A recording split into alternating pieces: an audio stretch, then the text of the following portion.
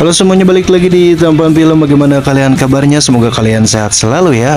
Oke, diberitahukan untuk video kali ini edisi spesial kolaborasi dengan gua Babang Tampan dari Tampan Film dan Bang Yurido Abidin dari Pojok Kartel. Walau pembawaannya sangatlah berbeda, tetapi tetap satu tujuan. Intinya tetap menghibur kegabutan kalian para kaum rebahan di seluruh penjuru dunia dan alam semesta. Jika kalian sudah siap, mari kita lanjutkan.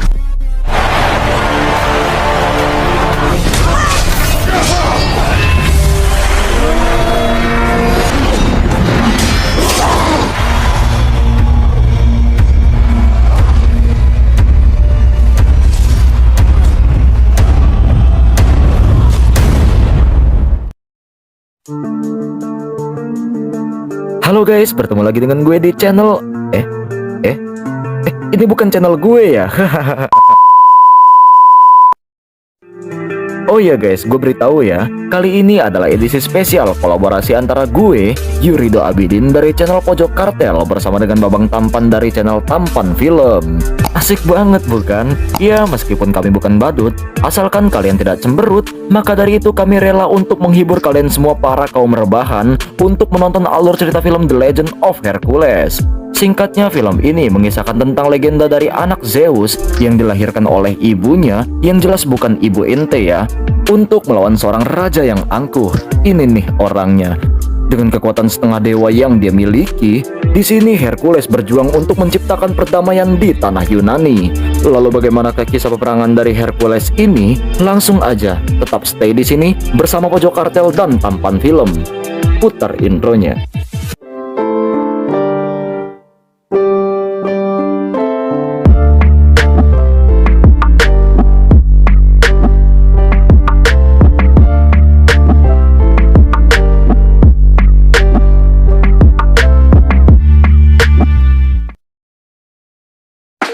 Diceritakan pada tahun 1200 sebelum Masehi di Yunani kuno di kerajaan Argus. Terlihat kalau ada peperangan antara kerajaan Thrace melawan kerajaan Argus.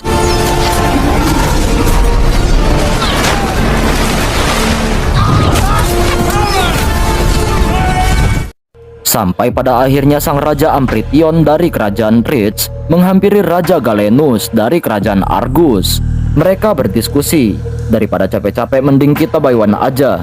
Siapa yang menang dia akan dapat wilayah kerajaan yang kalah. Ente kadang-kadang ente ngawur, langsung dah tuh mereka buy one.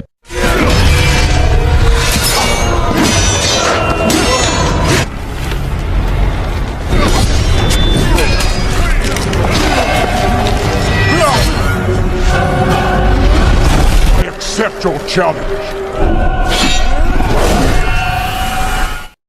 Pertarungan itu dimenangkan oleh Amphrition hingga membuat prajurit serta rakyat dari Argus tunduk kepadanya.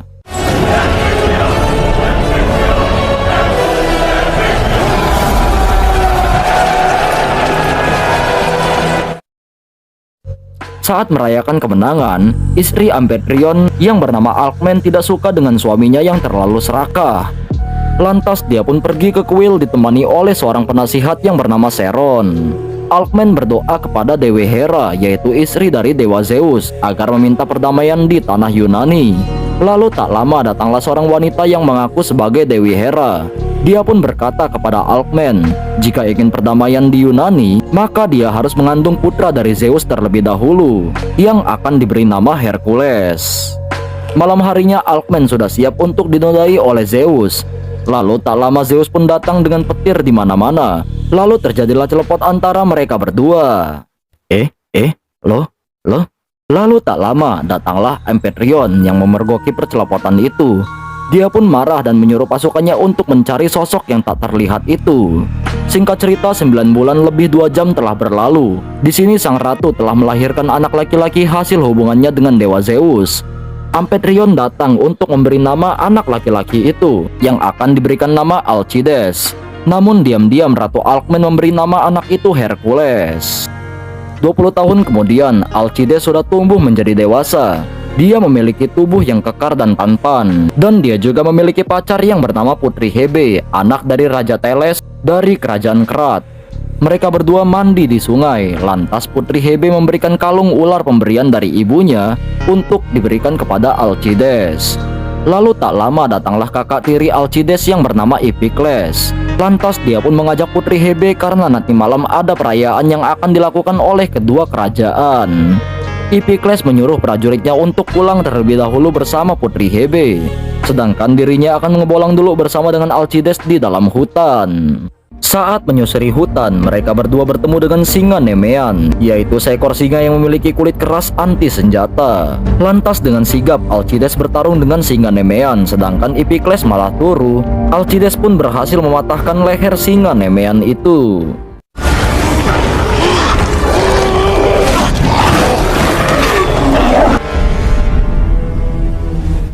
Singkat cerita, di saat mereka berdua sampai di kerajaan, Iphicles menunjukkan luka di wajahnya yang menandakan kalau dia telah bertarung dan berhasil membunuh singa Nemean. Sebagian orang percaya dengan kebohongan itu, namun sebagian lagi tertawa dan menganggap kalau Iphicles persis seperti Usop. Lalu tak lama, Raja Amphitryon pun mengumumkan pertunangan antara Iphicles dan Putri Hebe di depan para tamu. Lantas hal itu membuat Alcides dan Hebe pun kebingungan karena sebelumnya mereka tidak tahu maksud dari perayaan ini. Tak sudi aku. Putri Hebe pun langsung pergi menuju hutan dengan Alcides yang mengikutinya. Di sini Putri Hebe meminta Alcides untuk menodai dirinya. Ya enggak lah lor. Tetapi Hebe meminta Alcides untuk membawanya pergi sejauh mungkin dari perjodohan ini. Keesokan harinya Putri Hebe dan Alcides dikejar oleh para pasukan karena mereka berdua berniat untuk kabur.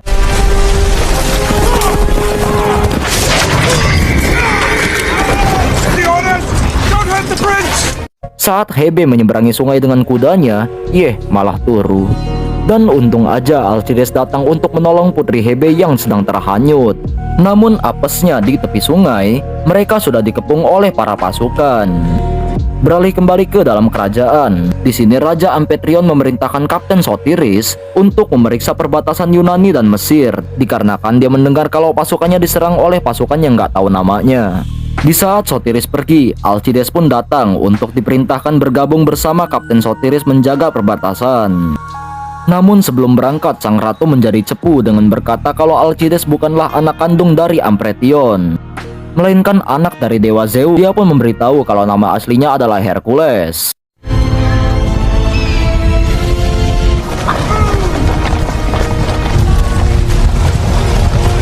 Pagi harinya Sotiris dan Alcides pun berangkat ke perbatasan dengan membawa 80 pasukan saja. Ketika sudah sampai di perbatasan, mereka pun memeriksa sebuah gua. Dan betapa terkejutnya mereka ketika melihat 2 orang pasukan Trits yang sudah dikirim 2 hari sebelumnya sudah tewas tergantung di gua itu. Saat ingin keluar, mereka pun dikepung oleh pasukan yang gak tahu namanya. Dengan sangat brutal, pasukan gak tahu namanya membantai habis pasukan kerajaan Trits dan hanya menyisakan Alcides serta Kapten Sotiris.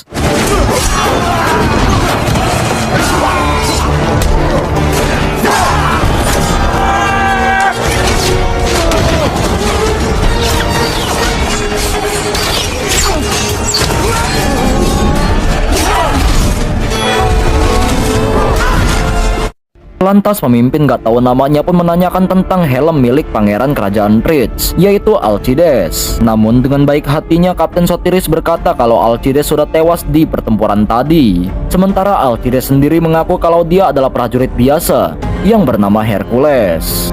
Dan dari sinilah terungkap kalau Raja Amphitryon mengirim Alcides ke perbatasan agar bisa dibunuh oleh pasukan gak tahu namanya. Lalu Hercules dan Kapten Sotiris pun akan dijual sebagai budak. Di sisi lain, Amphitryon dan Ratu merayakan upacara kematian Alcides. Semua mengira kalau Alcides telah tewas, begitu juga dengan Putri Hebe yang menangis kegirangan.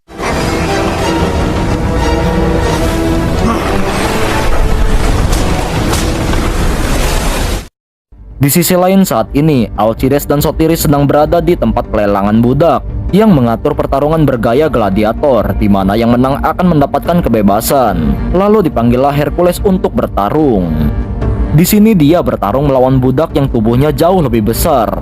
Lantas dengan menggunakan jurus Undertaker, akhirnya Hercules mampu memenangkan pertarungan itu.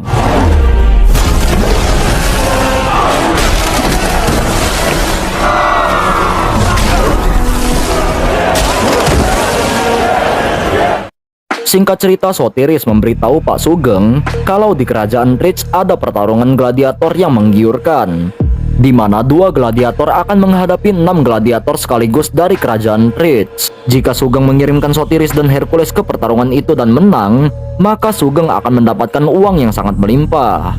Ya gue sih setuju aja ya, tapi ente berdua harus melawan 2 gladiator dari Sisilia terlebih dahulu, kata Pak Sugeng. Bless this marriage.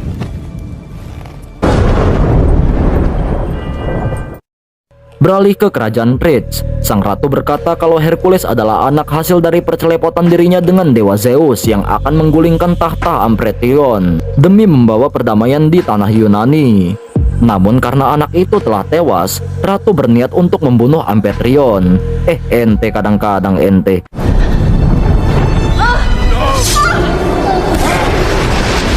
Amphitryon yang sudah membunuh sang ratu lalu memerintahkan penasihatnya untuk menutupi kejadian ini. Di lain tempat, Hercules dan Sotiris bertarung melawan 2 gladiator dari Sisilia dengan arena sempit serta mata tombak di bawahnya.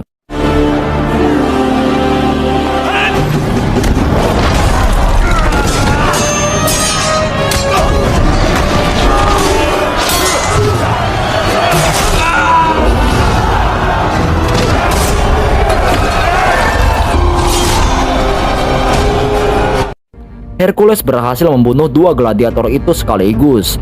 Namun Sotiris terluka parah.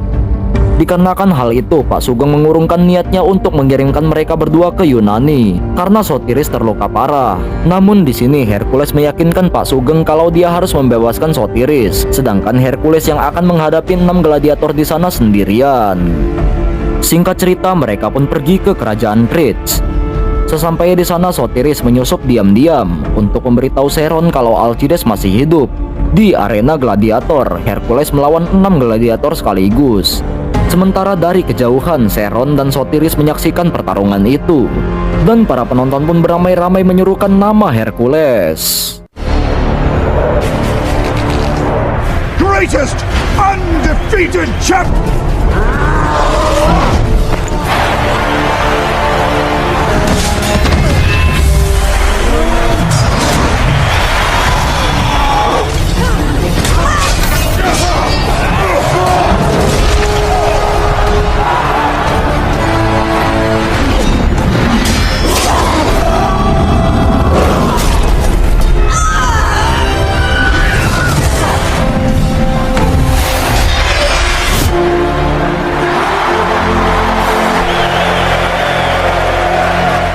Setelah bertarung, Seron memberitahu kepada Hercules kalau ibunya telah dibunuh oleh Amphitryon. Mendengar hal itu, Hercules pun berniat untuk balas dendam kepada ayah angkatnya.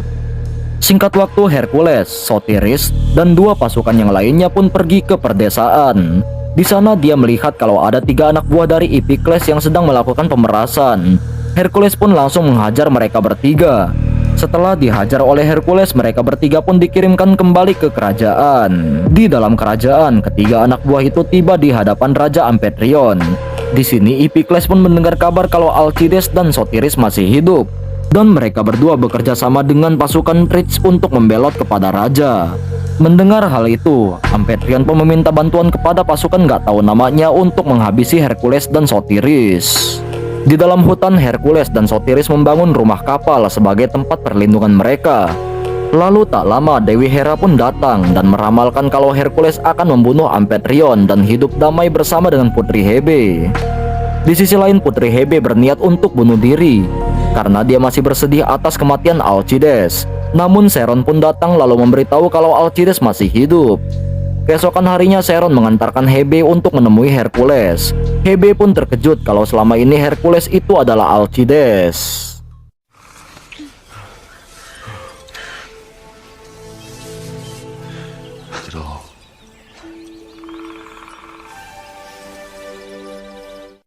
Berpindah ke Raja Amphitryon yang dihampiri oleh pemimpin yang gak tahu namanya. Di sini Amphitryon memerintahkan gak tahu namanya untuk mencari keberadaan Hercules dan Sotiris. Sedangkan di dalam rumahnya, istri Sotiris telah dibunuh oleh Iphicles dan pasukan gak tahu namanya. Lantas Iphicles berkata kepada Sotiris, jika dia tidak membawa mereka ke hadapan Hercules, maka putranya juga akan mati. Dengan terpaksa Sotiris pun mengantarkan mereka ke hadapan Hercules. Lalu Epicles pun menyadari kalau Hercules adalah adik tirinya yaitu Alcides. When you offer these people their salvation, he's nothing more than an imposter. Singkat cerita, Hercules berhasil ditangkap dan dirantai. Amphitryon pun mengumumkan kalau Sotiris dan Seron adalah pengkhianat. Lalu Seron pun dihukum mati oleh Epicles. Begs for mercy for his traitors.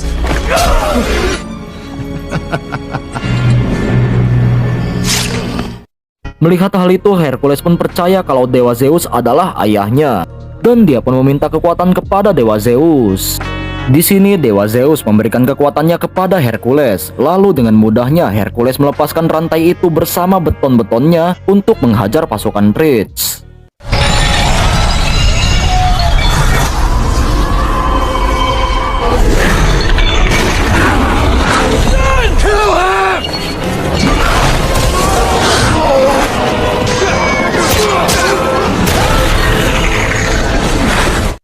Keesokan harinya, Hercules mengumpulkan pasukan Threads yang ingin bergabung bersamanya untuk menyerang Raja Amphitryon. Upon which we took back, tonight we fight, not for what we have. Sesampainya di kerajaan, Hercules dihadang oleh pasukan gak tahu namanya serta beberapa pasukan Threads. We were told to desert it. Captain! Hold!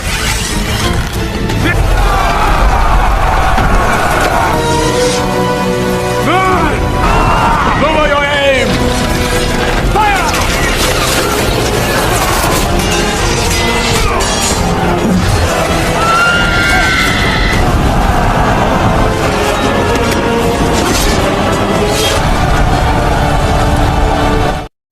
Dan setibanya di depan pintu istana, Hercules kembali dihadang oleh pasukan gak tahu namanya.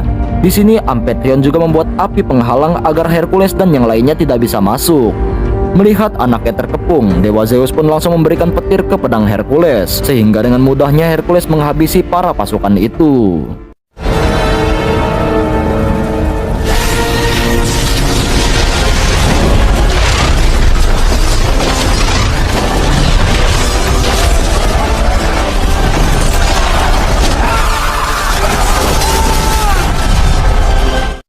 Setibanya di dalam istana, Hercules bertarung secara one by one dengan Raja Amphitryon.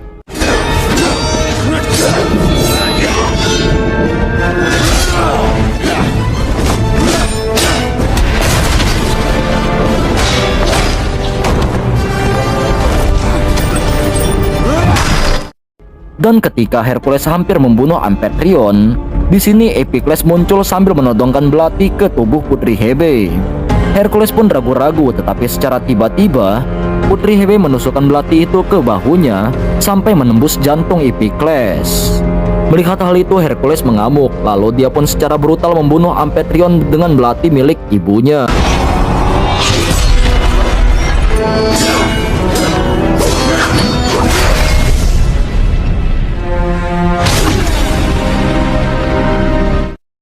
Setelah bertarung, Hercules menghampiri Hebe yang sudah terluka parah. Dan film ini ditutup dengan 1 tahun kemudian. Hebe melahirkan seorang putra dan Hercules menjadi raja di kerajaan Threads. Dan film pun selesai. Oke guys, begitulah alur cerita film The Legend of Hercules ini gue bahas. Dan meskipun dalam video ini disampaikan oleh sesosok manusia yang berbeda, tetapi gue berharap kalian tetap terhibur dengan gue yang paling kece. Hahaha. Dan ya, sekali lagi terima kasih untuk Tampan Film yang udah memberikan izin kesempatan untuk berkolaborasi dalam video ini.